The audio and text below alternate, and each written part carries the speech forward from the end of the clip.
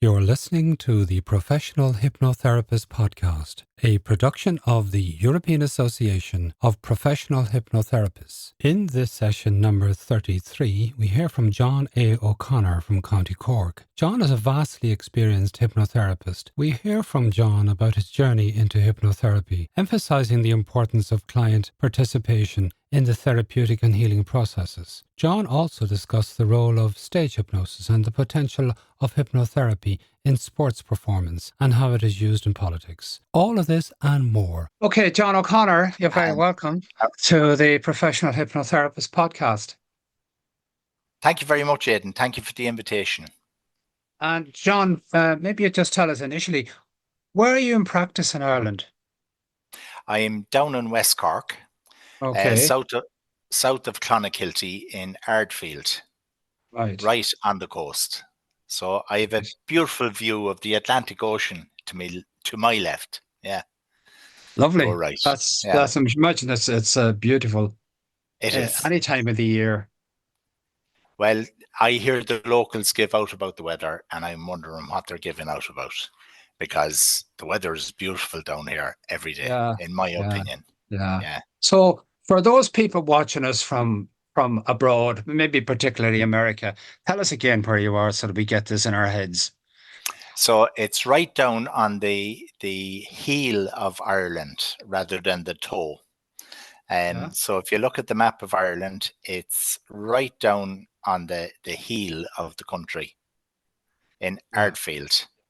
So I'm developing a residential holistic practice center. It's taken a lot more work than I anticipated, and but we're making great progress. I'm doing that with my partner Elaine. Yeah. Oh, excellent. Right. Well, congratulations on every success. But today, now, the purpose of this podcast is to talk about you and to talk about your work as a hypnotherapist and the vast, what would I call it, the breadth of knowledge that you bring with you and experience in your previous existence, if you want to call it that way. So how, John, did you get into the world of hypnotherapy and indeed healing, if you want to call it that? Well, the initial mind over matter thing, as I call it, was through the study of martial arts in the 1970s. Right. And I studied with a man named George Canning. Mm-hmm. And I remember George brought a grandmaster over from, I think it was Japan, to show us the ultimate end of martial arts. But that man in turn was actually a healer. And the philosophy was everyone can hurt. And if they can hurt, they can heal, but only if they want to. And that would have been a spark. And then my first introduction to hypnosis was Dr. Jack Gibson. He was the county surgeon in Kildare. Yeah. And he was on the Late Late Show, and I was absolutely blown away by him. Yeah. And I've studied as much as I can his work, which is absolutely international. It's equal to everything that Milton Erickson has done. So he is an unsung hero within Ireland. There are lots of them, John. There are. I beg your pardon. I say there are lots of them, unsung heroes. But can I just interrupt you for a moment? And you mentioned that you can heal only if you want to, or something like that. Yes. Okay. So maybe you develop that point for me, because that's something that I'm really interested in. So a lot of people will go to all kinds of practitioner, including conventional medicine practitioners. Yeah. And they expect the practitioner, to do all the heavy lifting. You actually have to engage emotionally and physically with the person you're seeking help from. And the simplest way is eye contact and handshake. And for those in the hypnotherapy world, we all know about the importance of the handshake and eye contact. Yes. But that goes right across all healing modalities. Mm-hmm. So if you go to hospital and you're brought into the emergency department, it's very important, if you're in a position, to actually shake hands with the doctor or nurse that's actually dealing with you. Mm-hmm. And that initial contact subliminally says, I'm here to get better. I need your help. So yeah, what I'm getting from you is that the person seeking the help has to be an active participant. Absolutely. Yeah. So there's no, and that is something that, is relevant for all forms of therapy. And particularly as we sort of segue into hypnosis and hypnotherapy, that some people out there think that, oh, I'm going to have hypnosis done to me. Would you comment Yes. on that? Um, you're not going, it's so many people believe that, and that comes, I believe, from their experience of stage hypnosis. Yeah. Now, stage hypnosis is hugely important. It's like the shop window for the power of this modality. But again, the hypnotist or the hypnotherapist, I liken them to the tour guide. I want to go on a tour. I want to get the best value from the tour. I'm dependent on the tour guide to show me the highlights on the tour. Mm. How I interpret them is my business. And if I want to wander off the trail that they recommend, that's okay too. But I still want the best experience possible on the tour. Excellent. Excellent. You mentioned that it's a powerful modality. Hugely powerful. Mm. And again, I would have been of very skeptical of hypnosis as a modality Mm. Well, until can I I just put can it. I just say, I beg your pardon, can I just mention there Mm, that, for the benefit of our viewers and listeners, that initially, when you started out in your career, you were an engineer. yes, and And if I can go, yeah, if I can actually bring you back a little further. yeah, So okay, started life as a mechanic, a right, motor mechanic. Then the first real recession of my lifetime, which was in the end of the 70s, early 80s, hit Ireland, and I joined the army. right, So I trained at every chance I got, and I became a specialist within the Irish Army. Then I left. I worked as a mechanic very hard, always interested in people, but I ended up working on machines. right. And then I had the opportunity, or I had a brain fart one day. I had to go back to school to improve my life. Yes, I went for 6 months. I stayed 7 years, and I ended up lecturing in engineering. lovely, lovely. So That's I, that's some yeah, some progression. it's yeah, quite a progression. A lot of sacrifice, not just on my part. My family, they paid a sacrifice also, um, and it has been worthwhile. It has.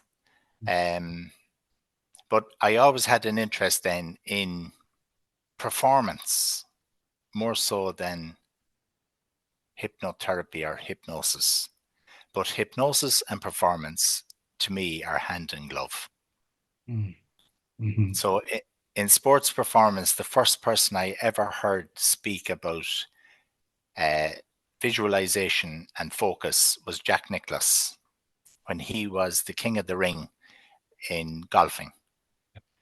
And then Seve Ballesteros actually followed suit and became the ultimate golfer.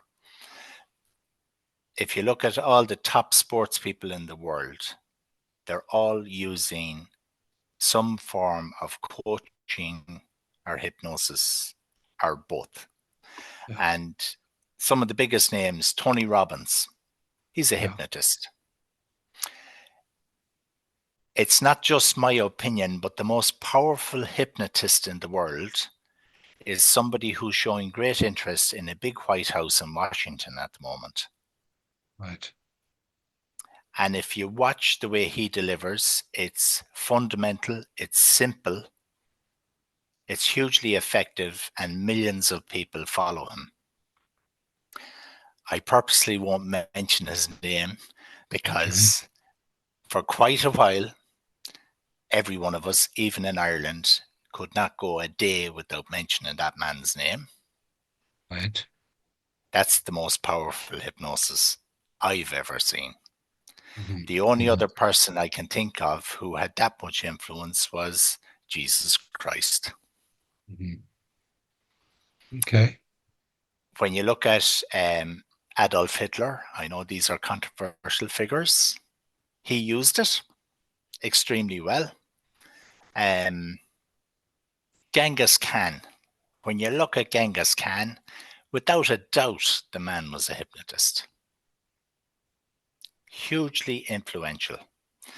And all politicians today are using elements of NLP, which is hypnosis by a different name.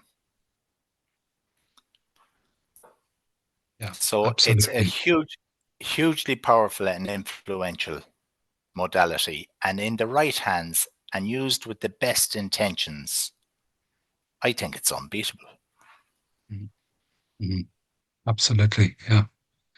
And indeed, you mentioned in the right hands, and the whole area, as you and I, we belong to the European Association of Professional Hypnotherapists, and we subscribe to a code of professional ethics and conduct, and that is so important in today's world.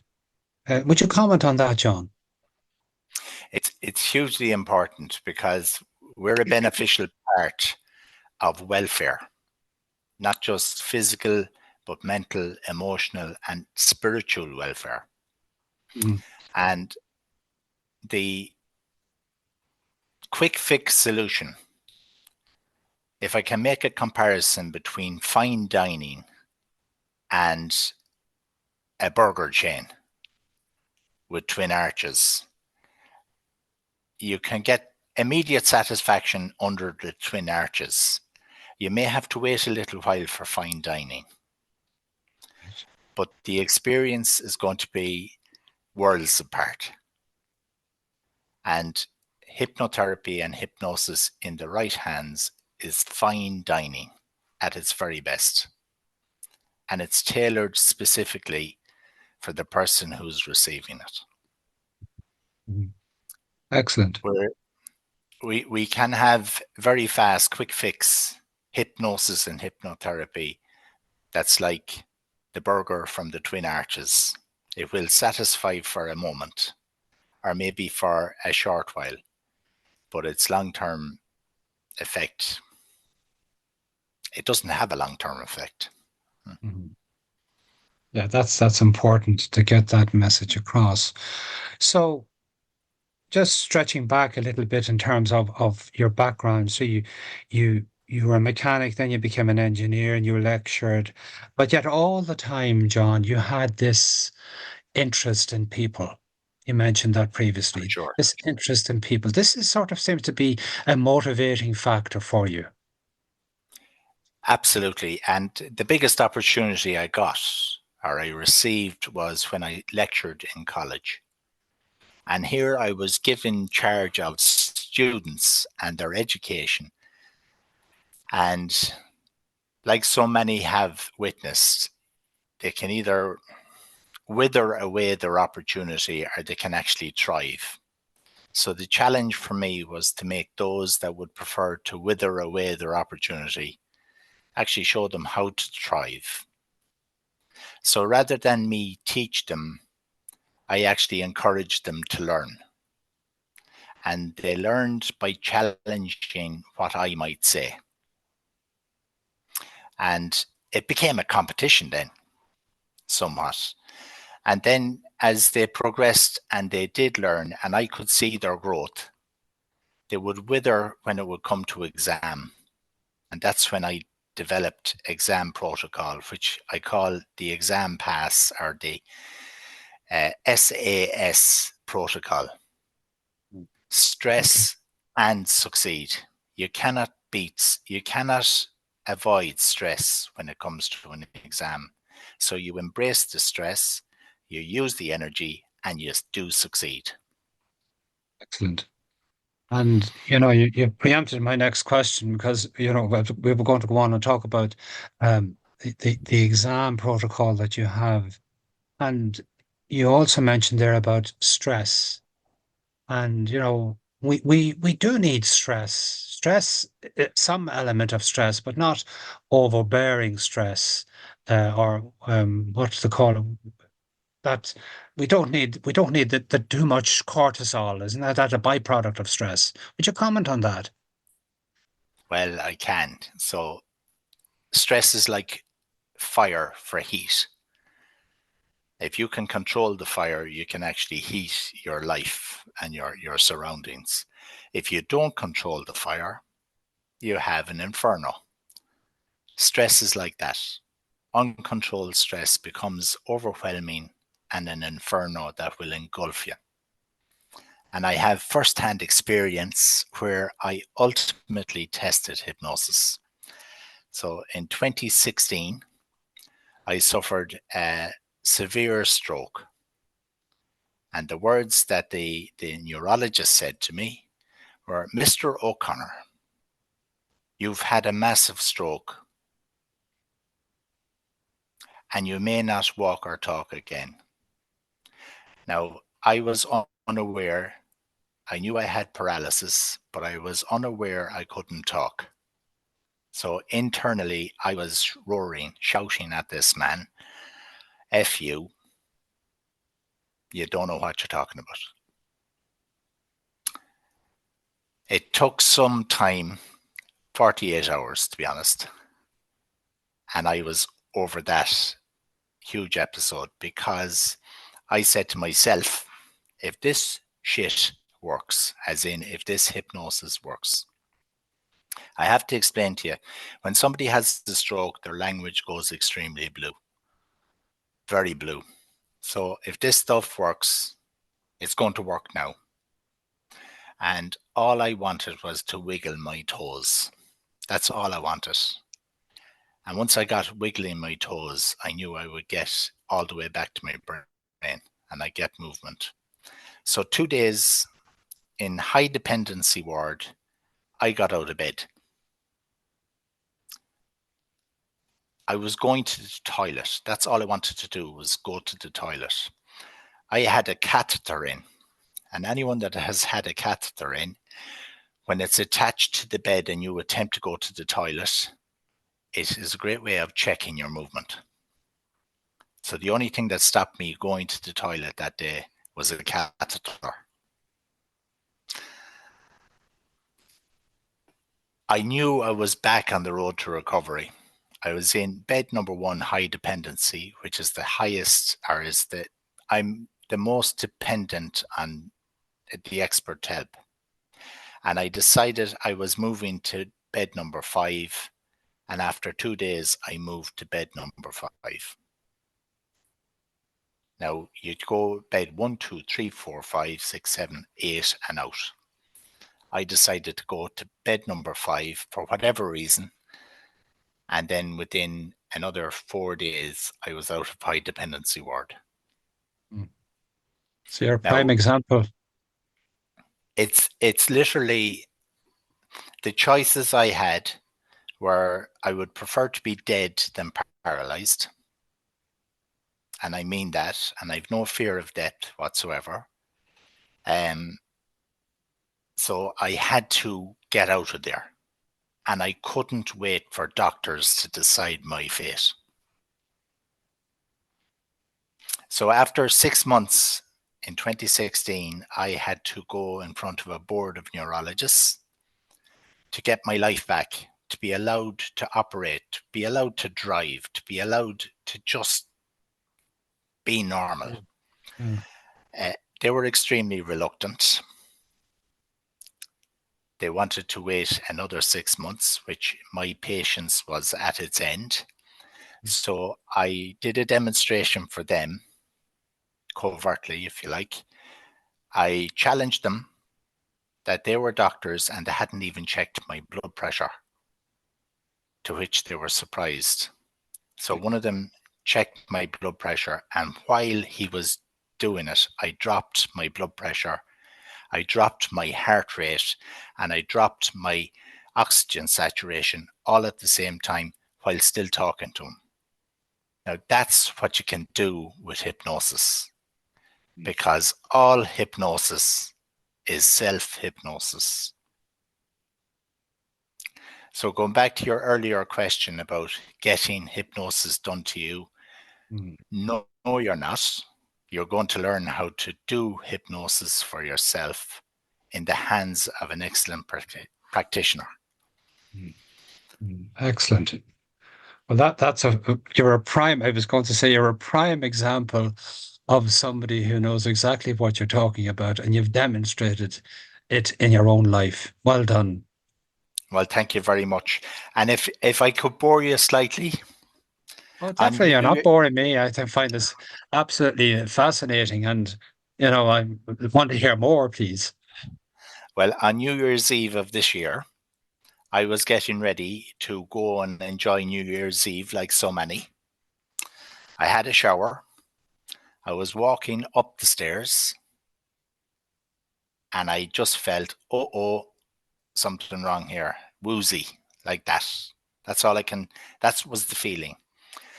By the time I got to the top of the stairs, I realized I was having a stroke. That's only a few weeks ago. Right.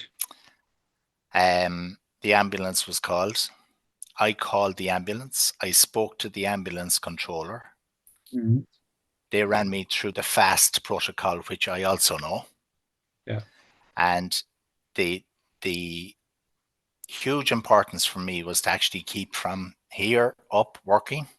So you talk in a very animated way to keep the activity working from the neck up. I had lost my left side again. And I was rushed to hospital in Cork. It's colloquially known as the Wilton Hilton, Cork University Hospital. As we were going in the ambulance, the stroke actually got worse. Right. And the paramedics are limited in what they can do when they have you in the ambulance. So the only movement I had, if you can see, I'd lost everything and I got this going. And that's all I had, that little bit of movement, finger and thumb. Mm-hmm. And once I had that, I knew I'd get the rest. Mm-hmm. So they treated me very quickly, very expediently and brilliantly in the hospital. And then I was moved to the high dependency ward. And I actually asked, where's the low dependency ward? And they pointed to that room and I said, I'll be there in 2 days. I was there in 2 days. Fair play to you. And just, you mentioned about, touching your thumb and your forefinger together. How did you know that if you got that you'd be okay? What was it that told you that? I honestly don't have the answer, but right. The sensation of losing your mobility is quite surreal. It's like you can look at it, you can see your hand, you can see your arm, see your leg, but you have no connection with it. It's like it's somebody else's arm and leg. Yeah. So dissociation, yes. Yeah. Yes. So by me getting movement, now to explain, I would have looked a bit funny because the paramedic in the ambulance with me was concerned that something was happening. So I just had to put my right hand up and just tell her, give her the thumbs up, I'm okay. And then explain to her what I had just done. And she's there like, I've never seen this before. I've never seen this before. So it's in the level of concentration and focus is absolutely powerful. Yeah. Yeah. Yeah. Absolutely. And if following on from that, John, that fascinating story and a demonstration of, your ability and your dedication to doing this work. You also off air we mentioned that you also focus on chronic pain, the alleviation of Yes. chronic pain. Would you comment on that, please? Well, chronic pain can be caused by trauma, and generally is caused by trauma. But it has been present in our lives and in our bodies for so long that it develops its own memory. And when the physical body has recovered to whatever extent, the pain can actually still stay at its full impedance. And it's the memory that keeps the pain level alive, not the actual physical trauma. Or it may be some other trauma, it could be an emotional trauma. Either way, it was caused by a trauma. It was in the past. That trauma has changed by some means or other, and the pain levels still stay high. So you treat the memory of the pain, or the pain memory, as I would call it. Mm. Mhm. I I had an experience with a lady who I accidentally again walked into her shop, and she was in a wheelchair, 17 years, and she had never known what it was like not to have pain.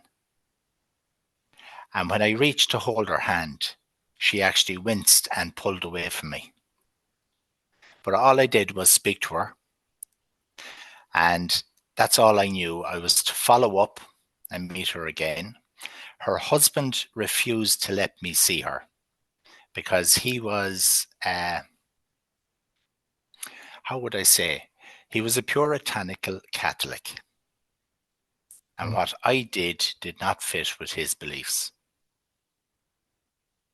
But I met her son some months later on the street, and he said, "You give Mammy the best 6 months of her life." She actually passed away. Oh. And it would have been 6 months, yeah, after I had met him. She had just passed away peacefully. And he said he could not remember her being in so comfortable. And all I did was talk to the lady. Mm. Mm. Isn't that a wonderful testimony to, the power of words and Mm-hmm. the power of just being present to somebody? And would you comment, John, if you don't mind, briefly about the power of words and how important it is to use words in the correct manner? Well, I'll quote another hero of mine, Bruce Lee, who I also consider to have been a fantastic hypnotist. He was a great martial artist, but he was very much mind more than physical. And as as Bruce Lee says, words cast spells. That's why we call the construction of a word spelling. Interesting. Love it.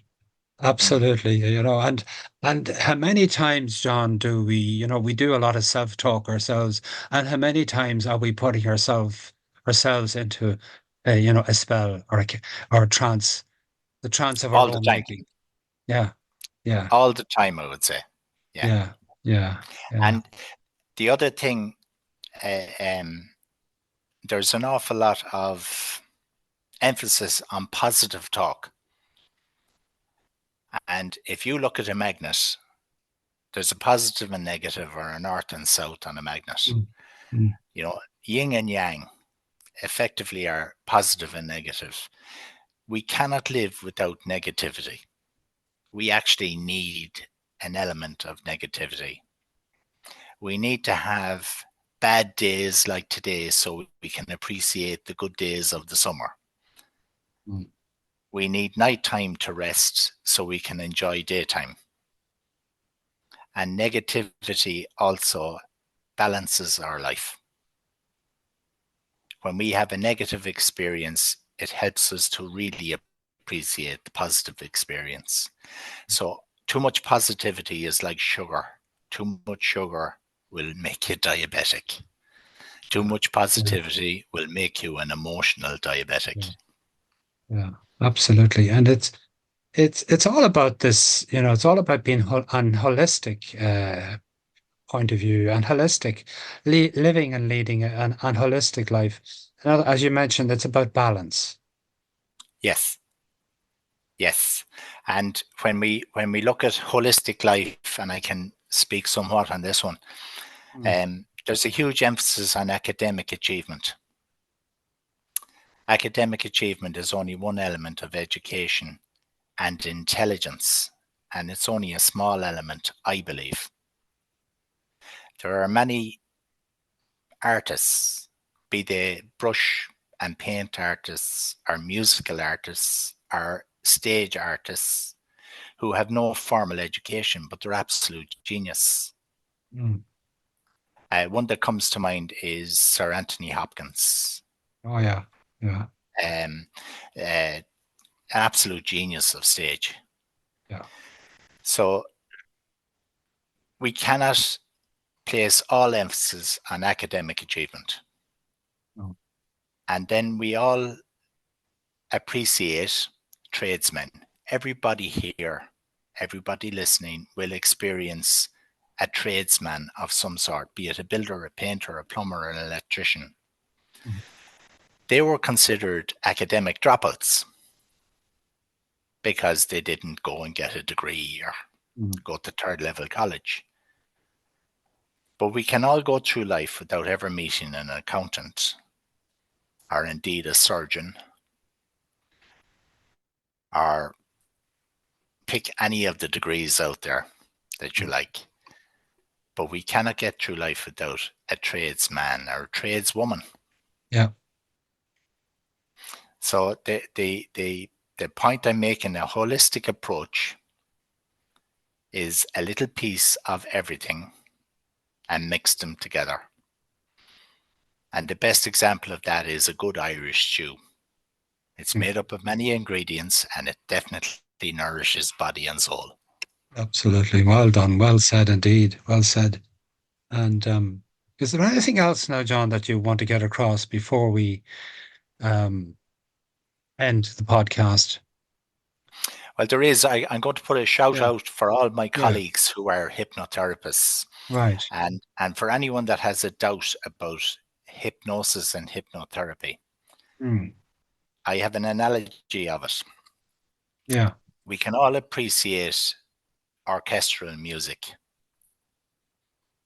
We may not like it, but we can appreciate it. And the music is performed by many different sections of the orchestra and many different instruments. However, there's only one conductor, and there can only be one conductor, and there can only be one leader of the orchestra. So a cooperation between the leader and the conductor will bring the best performance from the orchestra.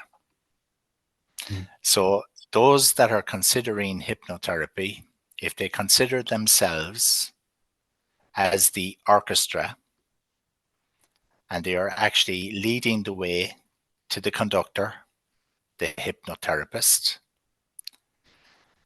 with a little bit of practice, they will actually do a symphony. Excellent. That's wonderful. And you're a great man, John, for metaphor, as you speak in metaphors quite frequently. Would you comment on that? Well, it's well documented that Milton Erickson was the expert of hypnotic metaphor. But if you actually study some of the other people, even going further back, every one of them used metaphor. And as a lecturer and a teacher, I actually used metaphor to get whatever boring subject I had to teach across to the students. So metaphor is the most powerful tool of learning. Yeah. And metaphor and indeed story, we meet people where they're at, and we take them and we bring them and carry them to where we want to bring them or where they want to go themselves through the use of words, through the use of stories, through the use of metaphor. So, John, how can we contact you? A lot of it is word of mouth. In Right. fact, nearly all of it is word of mouth. I'm contactable on phone. Yeah. I've had a very mixed relationship with the internet and websites and Okay. those matters. That's under construction or under review at the moment. Mm. So a Mhm. new website is imminent. Oh, So yeah, absolutely. I'm a reluctant internet and social media baby, okay. and I have to learn. I have to learn to embrace it. Okay. And would you like to give us your phone number? Absolutely. Yeah. So for those outside of Ireland, it's 00353 Yeah. 126. No, Lovely. 128. Sorry, One, two. 128. Okay. Give it to us again, please. Yes. So it's 087 93 94 128. Wonderful. Any final points, John? No, I'm delighted to be a part of the EAPH. I think it's a fantastic resource for all of us, not just in Ireland but across Europe. Yeah. I look at the membership growing. Yeah. I applaud Helen for Yeah. the way she's like little Bo Peep minding her sheep, Yeah. and I hope her flock gets bigger and bigger. And she does a great job keeping us all in line and current.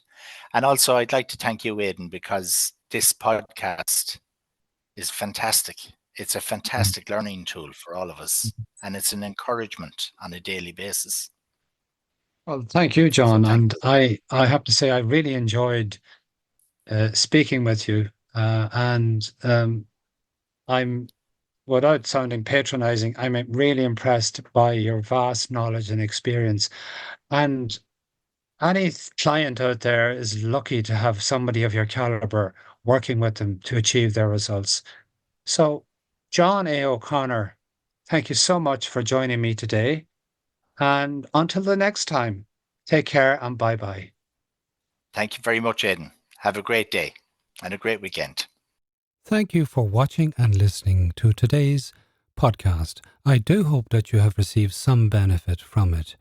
Please like and share with your colleagues and friends, and why not take a visit to eaph.ie, where our professional members are waiting and standing by for your call. Bye-bye for now until next time, and I've been your host, Aidan Noon.